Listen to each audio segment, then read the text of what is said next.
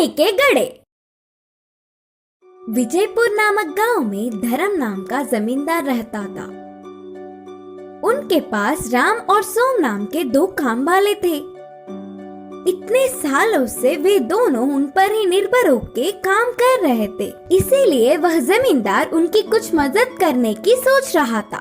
एक दिन उन दो काम वालों को बुलाकर कहा, तुम लोग मेरे पास बहुत सालों से काम कर रहे हो। मैं अपने अपने पैरों पर खड़ा होते देख तुम्हारे बच्चे खुश होंगे, इसीलिए हमारे गांव की दक्षिण दिशा की खाली जमीन को तुम्हें दे रहा हूँ। तुम लोगों से जितना हो सके उतना लेकर खेती कर लो। इधर के पेड़ों और पत्थरों को हटाने में तो थोड़ा समय लग ही जाएगा, इसीलिए 5 साल तक तुम्हारा कर्ज भी माफ कर रहा हूँ। बोलकर जमींदार ने कहा। जमींदार के बातों से दोनों काम वाले बहुत खुश हुए और तुरंत गांव से दूर उस खाली जमीन में जाकर आजू बाजू में दोनों ही 2-2 गज की जमीन ले लिए। वहाँ के जमीन पर खराब पत्थर और पेड़ों को हटाकर साफ कर रहे थे और ऐसे ही धीरे धीरे खेती का काम भी शुरू करने लगे रहा था। एक दिन अचानक उसे एक आवाज से उसके हल को कुछ लगा और उसे बाहर निकालने पर वह सोने के 2 घड़े थे।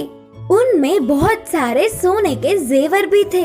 बाजू के खेत में काम कर रहे सोम को बुलाकर पूरी बात बताया। तब तुरंत सोम ने कुछ सोचकर कहा, अरे राम, हमारे इतने सालों का मेहनत का प्रतिफल अब मिल रहा है। इसे हम दोनों मिलकर बांट के खुशी जीवन बिताएंगे। उसके लिए राम नहीं माना और कहा, ऐसे क्यों बोल रहे हो सोम? ये जमीन जमींदार जी की है। इधर मेरी हर चीज पर उनका अधिकार है। ले जाकर उन्हें ही दे देंगे। पागल लगते हो। इन सोने के घड़ों के बारे में किसी भी नहीं पता, इसीलिए हम ही ले लेंगे। बोलकर सोम ने कहा, ठीक है, फिर आज रात तक सोच कर बताऊंगा। बोलकर उन्हें घर ले गया राम। राम पूरी रात बहुत सोचकर सुबह ही जमींदार के पास जाकर उन कीमती जेवरों को देकर खेत की ओर चल पड़ा। फिर राम को कोसता हुआ उसके जमीन में भी कुछ कीमती मिलेगा ही करके ध्यान से धीरे धीरे जगह जगह सोम ढूंढने लगा। उसकी सोच के मुताबिक ही दोनों सोने के घड़े उसे भी मिले और सोम की खुशी का हद ही नहीं रहा। बाजू के खेत के राम को यह बात पता ना चले, इसका ध्यान रखा और उन्हें घर ले जाकर छुपा दिया। वह पूरी रात सोम को नींद ही नहीं आई। अगले दिन सुबह ही बिना किसी को खबर पड़े शहर जाकर उन जेवरों को एक बड़े सेठ को दिखाकर और वह सेठ ने उन जेवरों की जांच करके नकली है बोलकर नक्की कर दिया। अब ना कुछ कर पाते हुए उदास होकर घर आ गया सोम।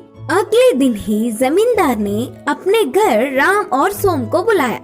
जेवरों से भरी उन सोने के घड़ों को मैंने ही उस जमीन में गाड़ा था। मेरी इस परीक्षा में राम सफल हुआ। मुझे धोखा देने की सोचने वाले सोम की जमीन भी राम को ही दे रहा हूँ। अब से वह पूरे 4 गज की जमीन पर ईमानदार से काम कर लेगा राम।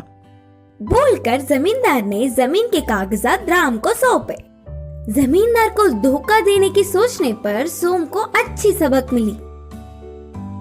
इस कहानी की सीख है कि दूसरों की चीजों पर बिना लालच किए ईमानदार रहना चाहिए।